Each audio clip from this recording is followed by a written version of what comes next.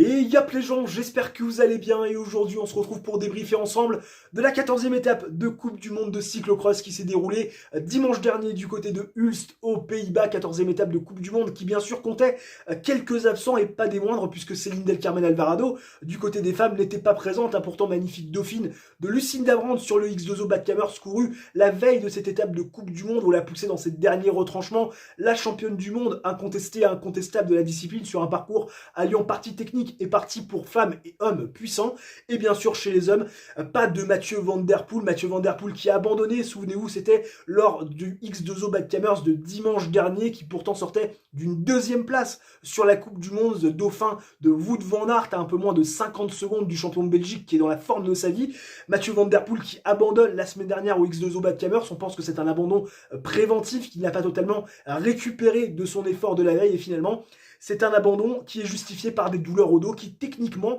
ne lui permet pas au moment où on se parle de s'entraîner correctement. D'ailleurs, Adrie Van Der Poel, le père de Mathieu Van Der Poel, a communiqué hier son souhait de ne pas voir Mathieu Van Der Poel présent du côté des championnats du monde à Fayetteville, préférant qu'il se repose et finalement prépare ses objectifs sur la saison sur route qui sera forcément une année chargée parce que bien évidemment il y a des gros objectifs pour Mathieu Van Der Poel, à commencer par Milan-San Remo qui pourrait peut-être être jouable pour lui quand on sait qu'un Wout van Aert et qu'un Julien Lafilippe l'ont déjà remporté. Bref, Mathieu Van Der Poel n'était pas présent, laissant place bien évidemment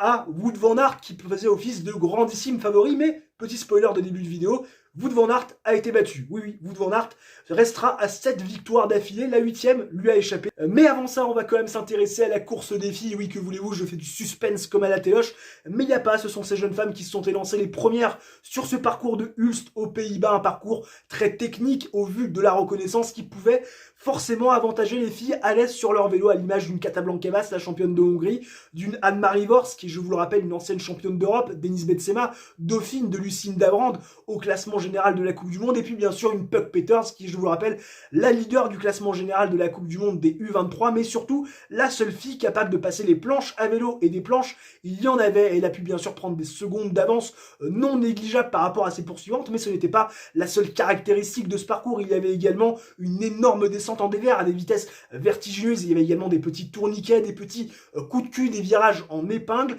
également une traversée de moulin, et oui, aussi cocasse que ça puisse paraître, il y avait une traversée de moulin, et puis surtout une montée de mode de terre, une butte de mode de terre. On connaissait la butte de sable du côté de Coxide en Belgique, et bien désormais il y a la butte de mode de terre du côté de Hulst aux Pays-Bas, une butte bien évidemment qu'on est obligé de parcourir à pied et vélo sur le dos, parce que vous imaginez bien que la pente moyenne et surtout le revêtement ne se prête pas plutôt à un passage en vélo, et forcément vous imaginez bien que ce passage de la butte de mode de terre a créé des écarts, notamment dans les derniers tours. Mais ce qui s'est passé, parce qu'on va quand même s'intéresser au scénario global de cette course chez les filles, il faut savoir que dans un premier temps, c'est Puck Peters, finalement la fille la plus technique du plateau, qui a décidé de prendre les devants, qui a compté une petite quinzaine de secondes d'avance sur un groupe de poursuivants mené par Kata Blanquevas. Anne-Marie Worst, c'était un petit peu plus loin. Lucinda Brand, elle, était, on va dire, un peu en position d'attente. Et puis Marianne Vos, qu'on attendait un peu revancharde par rapport à sa 4e place, un petit peu décevante de la semaine dernière, et bien elle a été lâchée très rapidement, finalement, Marianne Vos, peut-être un peu sur la pente descendante, ce qui n'est pas forcément bien, à quelques semaines des championnats du monde, puisque on n'en parle pas souvent de Marianne Vos, mais normalement elle devrait être présente aux championnats du monde du côté de Fayetteville. Bref, Marianne Vos out, mais on attendait quand même surtout la réaction de Lucinda Brand, parce que Lucinda Brand, jusqu'à une demi-heure de course, eh bien elle était encore dans le groupe de poursuivants à ne pas pouvoir revenir sur Puck Peters. Et finalement, Lucinda Brand qui prend confiance petit à petit sur le parcours, un tour après tour, puisqu'on le rappelle, Lucinda Brand, bien qu'elle ait progressé techniquement, n'est pas la nana la plus technique sur un vélo, et encore moins finalement sur un parcours parfois rendu boueux avec des modes de terre, un parcours pas très accrochant, et finalement, au bout de 35 minutes de course, on a eu Lucinda Brand qui a mis en route et qui, dans l'avant-dernier tour, a réussi à reprendre Puck Peters, et forcément, dès qu'elle l'a repris, elle l'a lâché, Puck Peters, qui avait finalement consenti pas mal d'efforts, mais elle arrivera tout de même à conserver sa seconde place qui a été mise en danger dans le dernier tour par Anne-Marie Worst qui revenait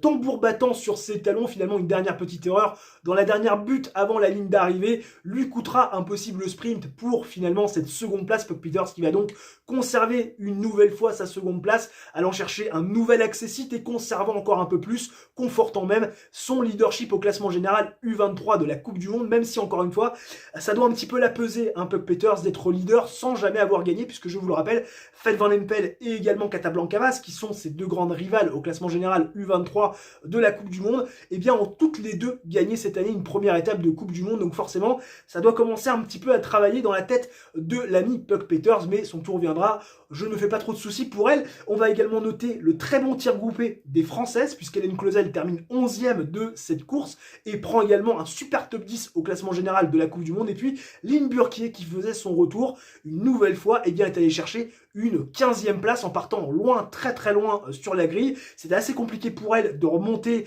dans les premiers tours puisque c'était un parcours qui était très peu large, hein. C'est vrai qu'il n'y avait pas beaucoup de place pour dépasser, mais elle va chercher quand même un 5e top 15 en autant de courses en Coupe du Monde, puisque je vous rappelle les résultats de Lynn Burkier, c'est une 6e, une 8e, une 10e, une 12e et donc une 15e place sur les 5 manches de Coupe du Monde auxquelles elle a pris part, bien évidemment Lynn Burkier qu'on surveille bien évidemment attentivement, puisque je vous le rappelle, elle est championne du monde et d'Europe de VTT cross-country dans les catégories juniors. C'est la meilleure espoir, bien évidemment, dans la discipline de cyclocross. Donc forcément, l'avoir cherché un 5e top 15 en autant de courses sur une Coupe du Monde élite, ça peut que nous faire plaisir. On espère bien évidemment qu'elle nous fera l'honneur et justement le plaisir d'être présente du côté de Fayetteville pour les championnats du monde, parce que clairement, on va pas se le cacher, au vu de son niveau et surtout de sa forme, elle est largement capable d'aller chercher une breloque dans la catégorie U23. Maintenant, est-ce qu'elle sera présente à Fayetteville? Je ne sais pas, est-ce que son programme est décidé?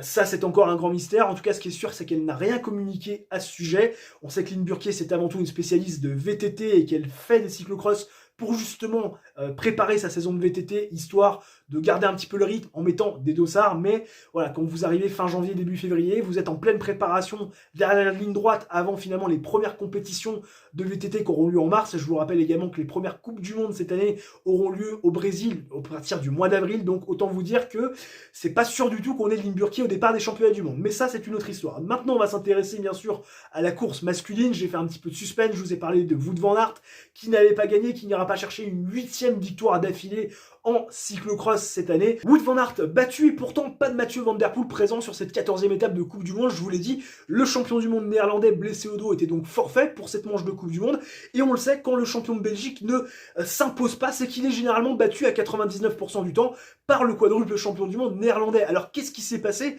pour l'ami Wout van Aert sur cette Coupe du Monde du côté de Hulst aux Pays-Bas? Eh bien, il était tout simplement battu par la mécanique. Et oui, généralement, tous les coureurs du monde sont égaux par rapport à ça. Wout van Aert a été victime d'un saut de chaîne après 1 minute 30 de course. Il a perdu 50 secondes dans l'affaire et s'est retrouvé à un moment donné même derrière Clément Venturini, le champion de France, qui, après 4 ans sans avoir participé à une Coupe du Monde, fait son retour et d'ailleurs, spoiler alerte, a réalisé la condition sine qua non pour participer au championnat du monde, donc le 30 janvier prochain du côté de Fayetteville, c'est-à-dire réaliser un top 20. Il termine juste 20e, ce qui est quand même plutôt une bonne performance quand on sait qu'il est parti 74e et donc dernier de la course, étant donné qu'il n'avait pas de points UCI. Et quand on connaît le côté étroit du parcours, c'est quand même une sacrée performance. Il a pris d'ailleurs un départ extraordinaire. Et notre ami Wout van Aert, parti derrière, à cause de ce problème mécanique, derrière Clément Venturini, a dû réaliser une montée extraordinaire qui l'amènera jusqu'à la 4e place. D'ailleurs, Toon Aert,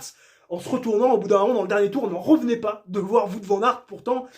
annoncé avec un problème mécanique, loin dans les profondeurs du classement, n'en revenait pas de voir l'ami Wout van Aert dans sa roue. Il va donc déposer Toon Aert et aller chercher la 4e place, mais ce qui était important, eh bien c'est le duel devant un duel qui a été extraordinaire dans les 4 derniers tours entre Eddie Iserbyt et Thomas Pidcock, le champion de Grande-Bretagne face au leader de la Coupe du Monde. Et dans un mano à mano qui a duré pratiquement 4 tours, on a eu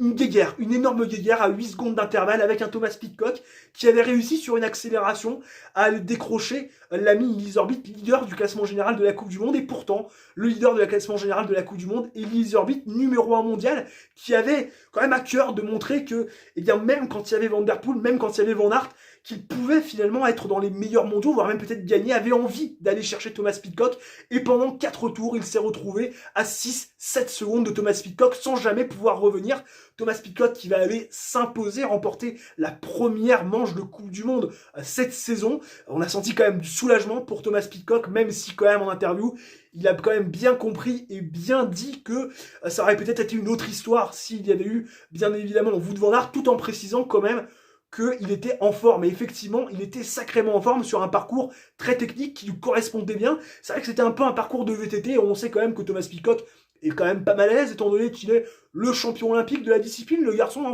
pas si mal, rien que ça. Et bien évidemment, podium complété, si je ne dis pas de bêtises, par Lars van der Haar. Lars van der Haar, champion d'Europe, qu'on n'avait plus vu depuis sa victoire à Tabor, ou tout du moins plus vu aux avant-postes depuis sa victoire à Tabor, Coupe du Monde numéro 6 de la saison, ou 7.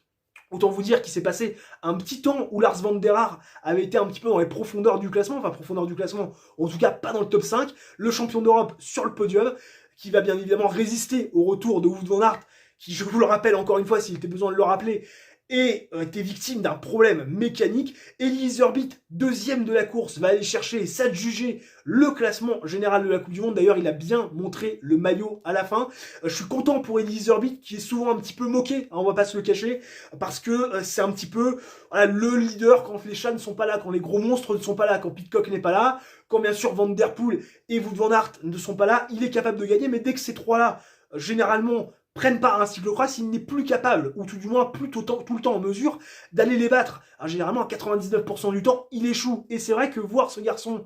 qui remporte le classement général de la Coupe du Monde en faisant toute l'année de cyclocross, j'avoue que ça me fait plaisir. Il a vraiment montré du caractère. Et je suis content pour ce garçon qui est souvent décrié parce que, je reprends souvent cette expression, quand le chat n'est pas là, les souris dansent. Il fait un peu office de souris dans l'affaire. Mais je suis bien content de voir le petit Elise Herbit gagner la Coupe du Monde. Au moins, il pourra dire que le meilleur coureur du monde sur la saison, c'était lui, à défaut d'être le meilleur coureur du monde actuel, puisque bien évidemment, Thomas Pidcock et surtout Wout van Aert, eh bien, sont quand même en tête de liste. Et aussi et surtout, on est en train de se poser la question par rapport au championnat du monde, est-ce que Thomas Pidcock ne devient pas le favori légitime quand on sait que Mathieu Van Der Poel est out, ou risque d'être out pour les championnats du monde, et quand on sait que Wout van Aert n'a toujours pas pris sa décision. Hein, c'est vrai que c'est encore